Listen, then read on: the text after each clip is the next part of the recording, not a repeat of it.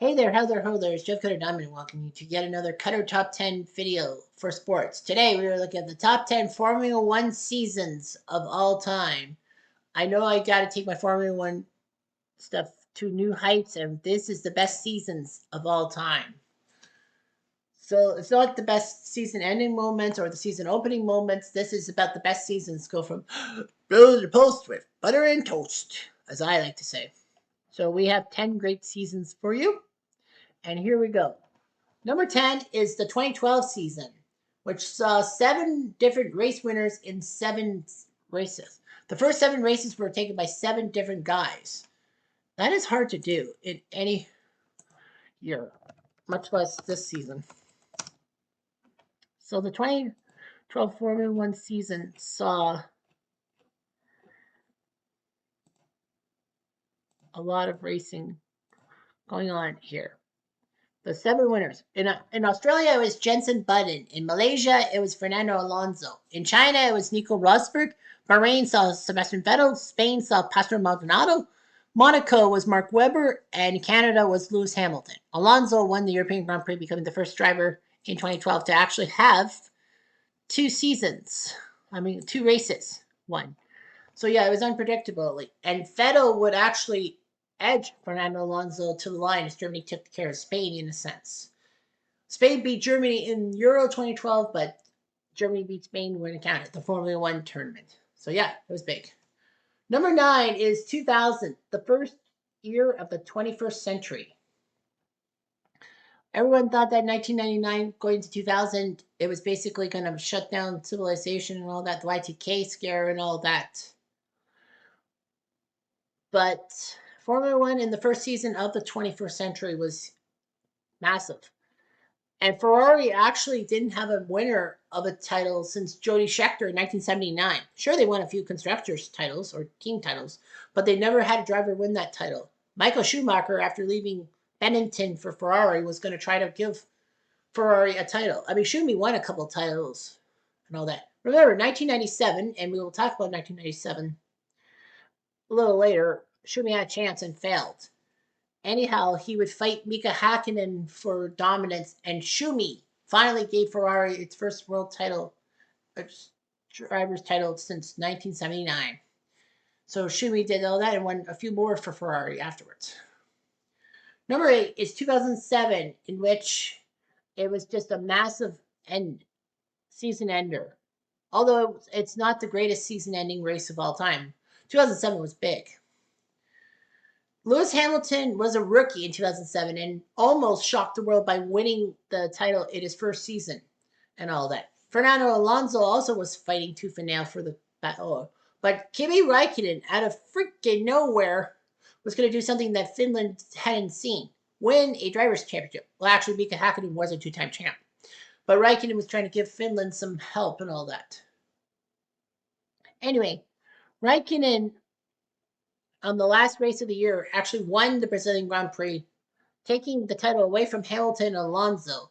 All 3 drivers were actually separated by 1 point, but Raikkonen took home the belt, which was big. Number 7 is 1997, if you can believe that. If you can believe the drama of 1997, that actually was not the biggest season of all time. Well, for many reasons. 1997 saw Jacques Villeneuve in his second season of Formula One racing after being plucked from IndyCar, trying to do well. His father, Gilles, was a great driver and all that, and Jacques would race. His mother said that Jacques was allowed to race at 18 because, that's what he wanted to do at 18 because Jacques' mother said her mother told her what to do. She could do anything at 18.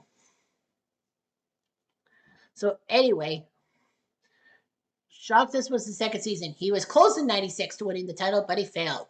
In 1997, he got another chance. He would be fighting Michael Schumacher for the title. The last race was the European Grand Prix at Jerez in Spain. Michael Schumacher had a bright idea. He decided to try to smash Jacques Villeneuve so much that Villeneuve would be out of the race and Schumi would claim the world title. One problem, though, Schumi may have hit Villeneuve, and that part worked. It didn't completely work, as in essence, he hit the wrong side. He knocked himself out of the race. Villeneuve would continue. He would take third, as it would be Mika Hakkinen winning his first race in history. However, yeah, Villeneuve won the driver's title. Everyone in Montreal went nuts. You know, his first time at the Bell Center, the Mellison Center in Montreal, they gave him a massive 4-minute standing ovation. That would be the end of it. Schumi would be booted.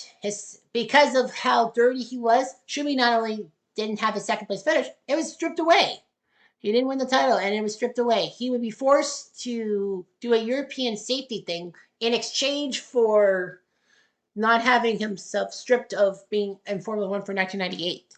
So that was a great year for Canada, getting a World Drivers' Championship. Although Les Stroll will probably not do anything, or Nicholas Latifi. Number 6 is 1986. It was a battle on the final race in Australia. Nigel Mansell, the great English driver, who would do decently in IndyCar. Did he win in 93? I can't remember him won the title. Alain Prost, the professor from France, and Nelson Piquet from Brazil. It would be down to the final race. And Mansell had a chance to win if he stayed on his tires. One tiny problem, though, there would be a dramatic tire blowout in Adelaide. And Murray Walker's commentary, oh, you look at that, would be a staple for the opening sequence of They Think It's All Over, that sports quiz thing, panel show for like 6 years. But yeah, Mansell blew out his tire. He blew the title, and Alain Prost took it, if I remember correctly. I think I'm right. And all that. So yeah, that's big. Number 5 is 2021, the most recent season of anything. Was the final race was huge. It was Abu Dhabi. It would be dramatic. Max Verstappen and Lewis Hamilton were tied after all the races. Winner take all. Obviously, you wanted points. Both could have fallen out of the points, and they would have had to find a tiebreak.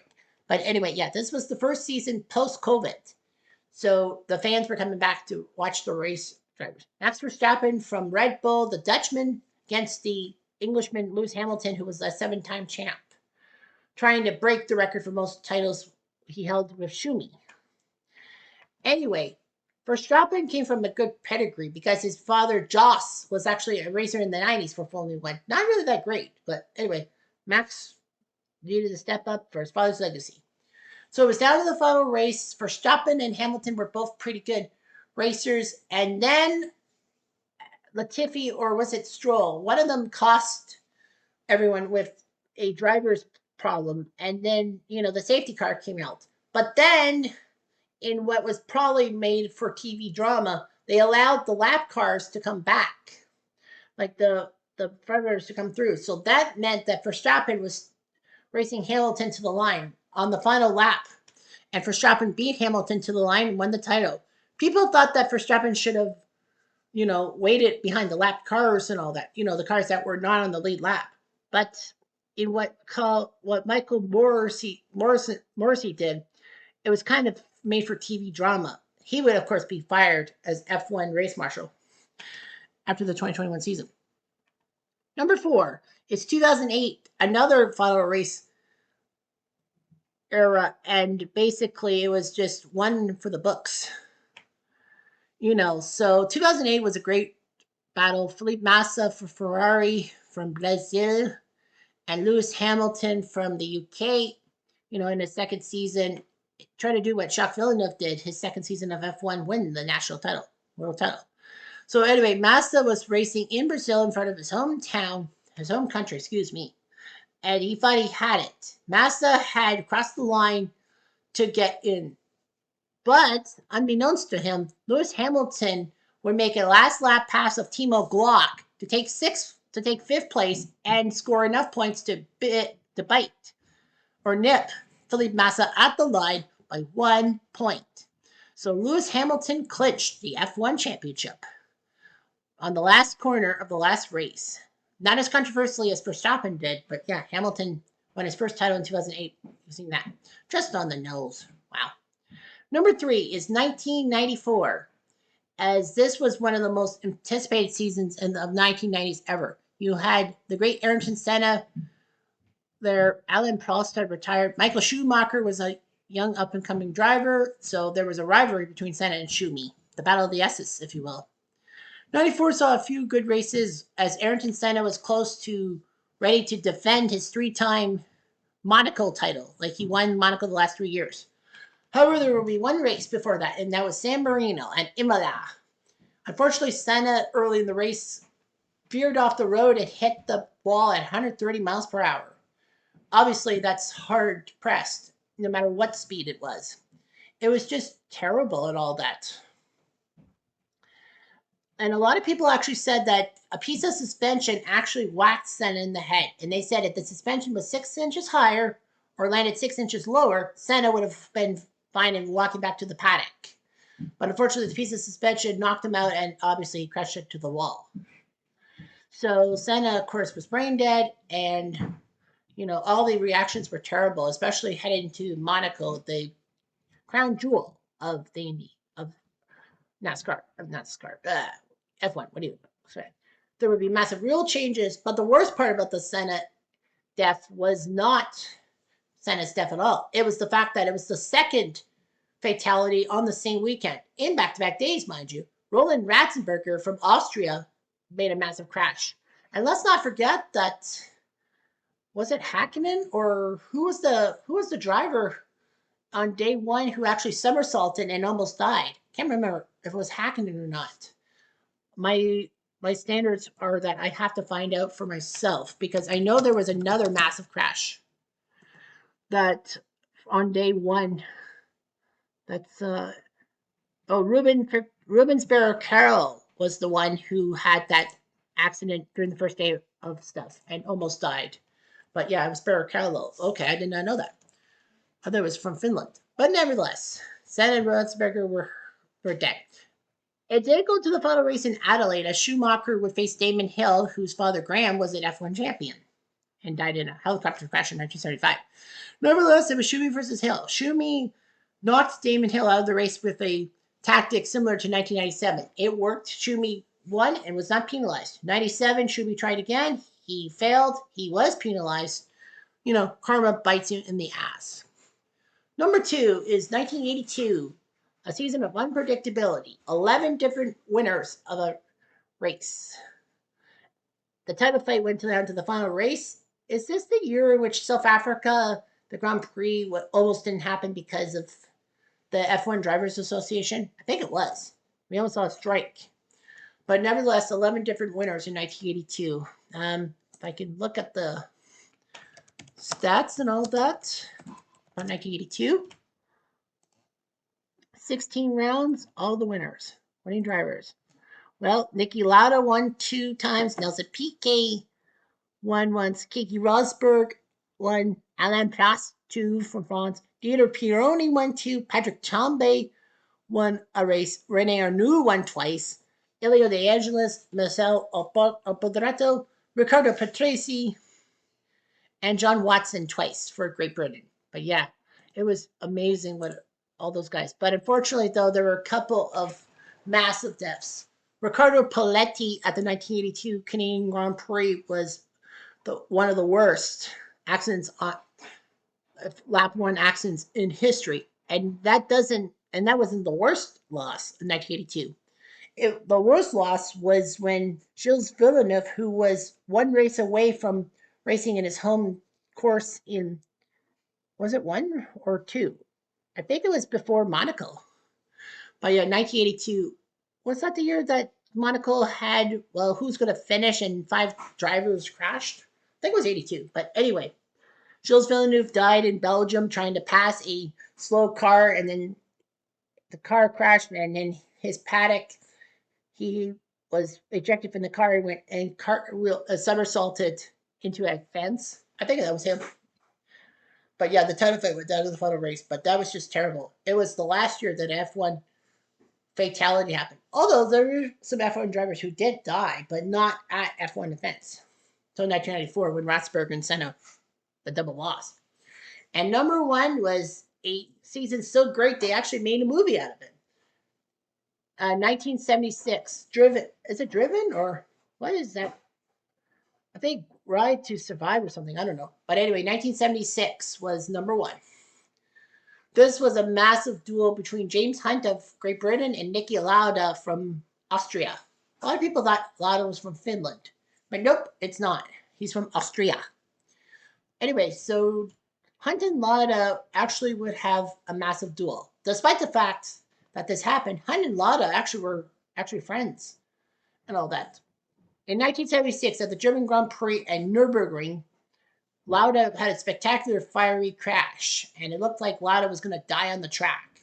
But somehow, in some way, he survived. He had massive skin grafts. If you look at one side of his face with the ear not looking like the other ear, you can understand why. Lauda missed a few weeks. He lost a few races, but still he came back in. Back in the era in which, you had a certain amount, 10 out of 13 race results and all that. Not every result went towards your numbers. Hunt and Lauda would fight. Lauda came back after nowhere. He almost crashed and died. His Uhura comeback. The last race was in Japan, but it was during a rainstorm, and Lauda's crew didn't want him to risk injury because how slick the track would be, and Lauda's near fatal crash. I mean, I don't blame him. Well, that Hunt had to take top 3 to win the title anyway, and he managed to sneak it out. Wow, that would have been amazing if he ended up with an 8th fatal crash and he still won the F1 championship. That would have been huge, but unfortunately that didn't happen. But it didn't stop Lauda. He won 3 drivers' championships and all that. I know you probably would have said 1989 or 1990 with Senna versus Prost, but no, the seasons weren't really that great. It had to be the full season that got your attention, and so 1976 one's out. Anyway, I'm Jeff Diamond. Adieu.